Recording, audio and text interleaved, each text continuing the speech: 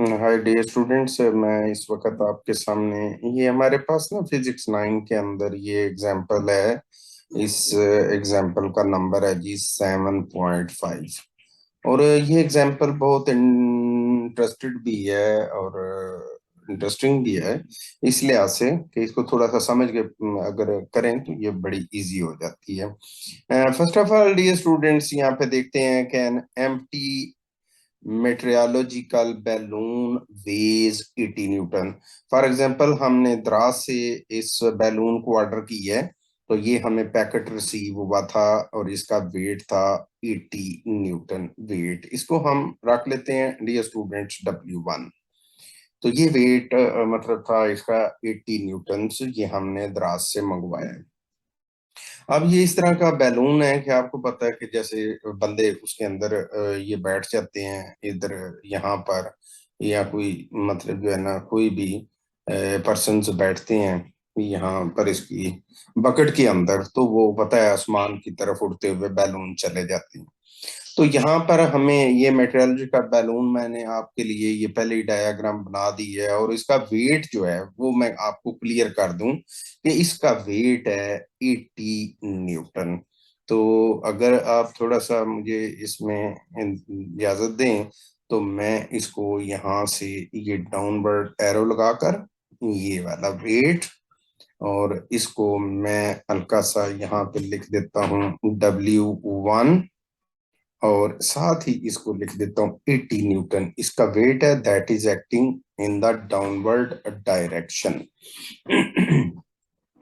अब ये स्टूडेंट्स आगे चलते हैं, डाटा को जरा पढ़ते हैं, तो इसमें देखेंगे इट इज फिल्ड विद, ये 10 पावर 3 नहीं है, इसमें ये पुरानी बुक्स के अंदर थोड़ा सा फॉल्ट है, ये 10 क्यूबिक मीटर हाइड्रोजन गैस है। अब अगर इस बैलून के अंदर बैलून का वॉल्यूम उसने बोला है कि अगर इसके अंदर हाइड्रोजन टोटली फिल कर दी जाए तो वॉल्यूम इसका है जी 10 क्यूबिक मीटर। ये तो वॉल्यूम हो गया बैलून का। और इसके अंदर जो गैस भरी गई है दैट इज हाइड्रोजन गैस, और उसकी डेंसिटी जो है वो हमें मेंशन कर दी है, its density is 0.09 kilogram per cubic metre ये डेंसिटी है जी हाइड्रोजन की जो इस बैलून के अंदर भरी गई है।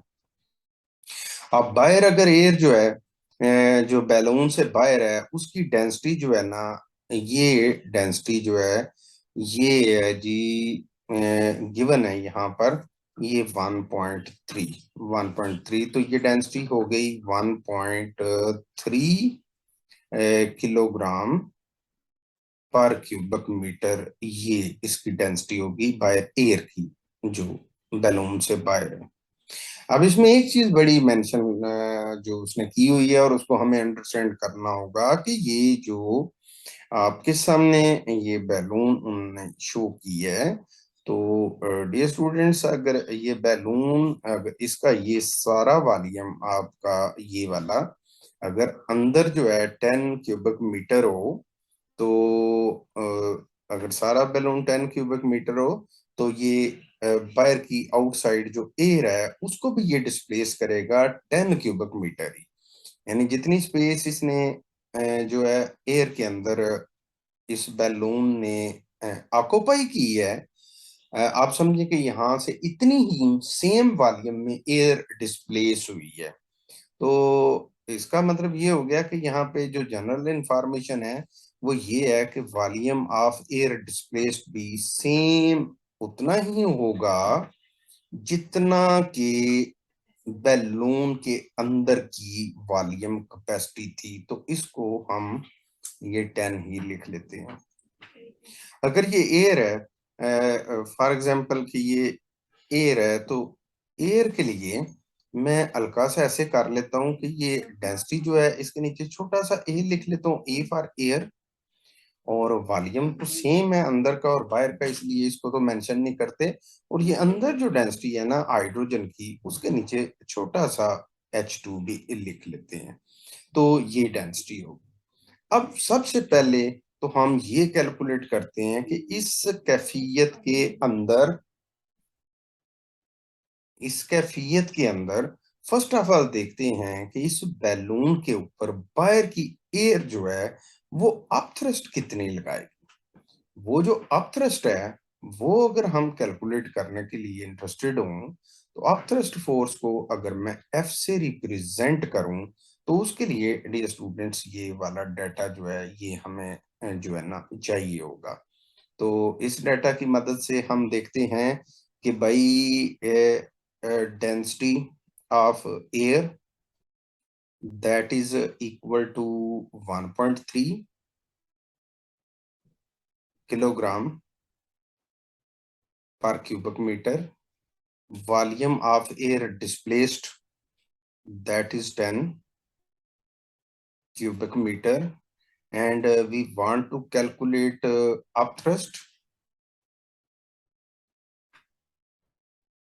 तो अपथ्रस्ट जो है अपथ्रस्ट फोर्स इसको कह लें, upthrust force that is F, और उसका फार्मूला हमारे पास सिंपल ये होगा, ये density of air multiply by G multiplied by volume.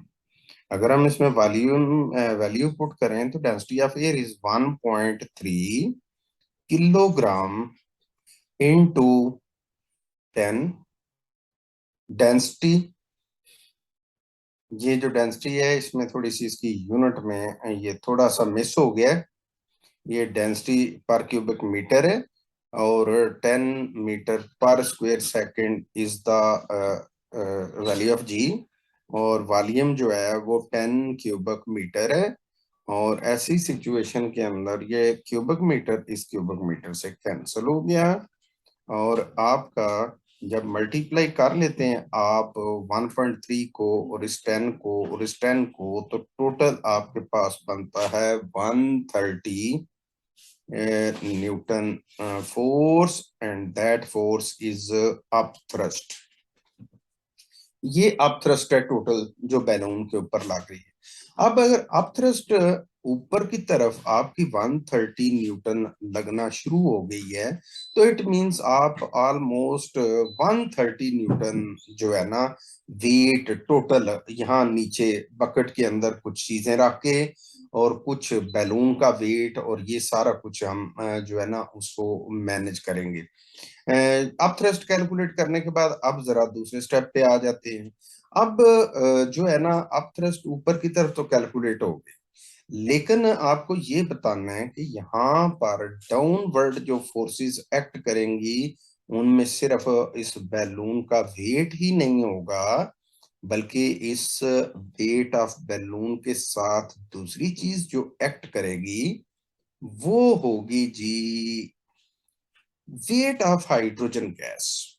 Wait of hydrogen gas. अब जाहिर बात है जो गैस आपने बैलून के अंदर भरी है उसका वेट तो कैलकुलेट करना है ना, वो वेट भी तो डाउनवर्ड ही एक्ट करेगा। तो हम उसके लिए थोड़ी सी कोशिश करने लगे हैं, और वो कोशिश कुछ इस तरह से होगी कि भाई बैलून के अंदर डाटा लिखा हुआ है वॉल्यूम इज 10 क्यूबिक मीटर और density of hydrogen gas that is given 0.09 kilogram per cubic metre.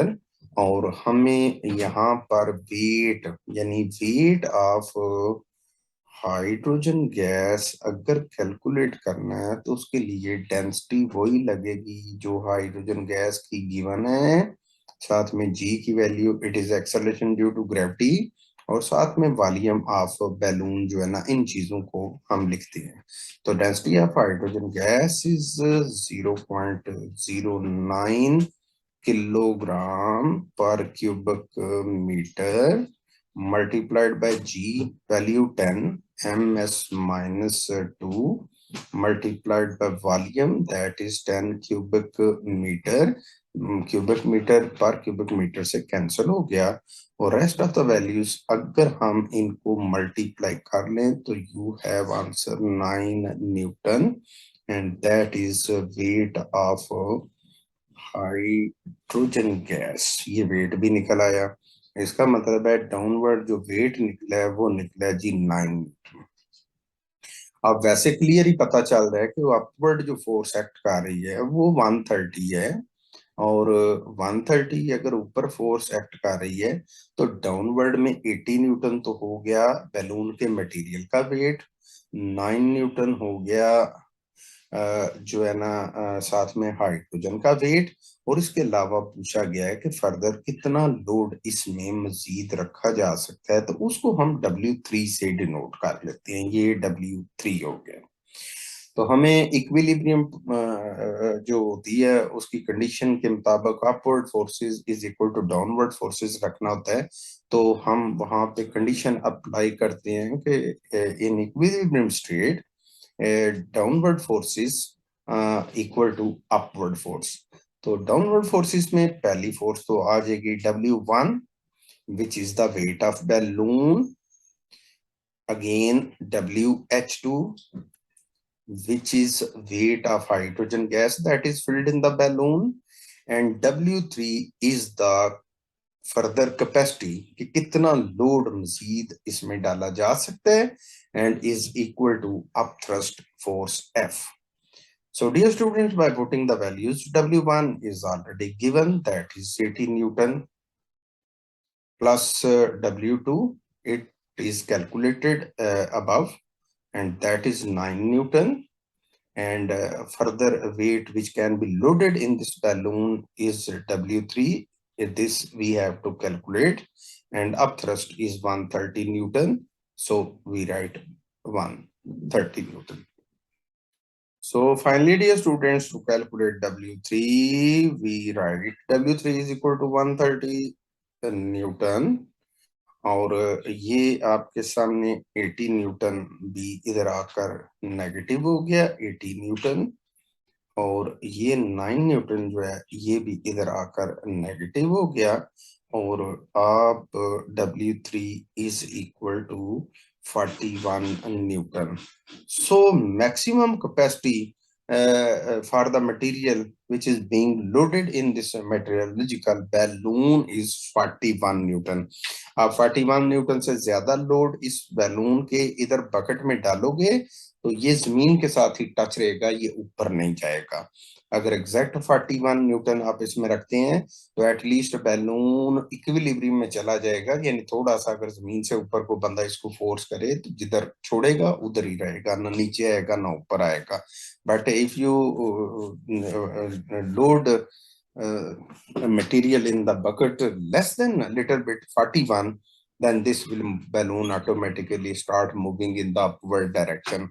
So dear students, I have tried to explain the example number 7.5, and I hope you will like the way which I use to express explain this numerical.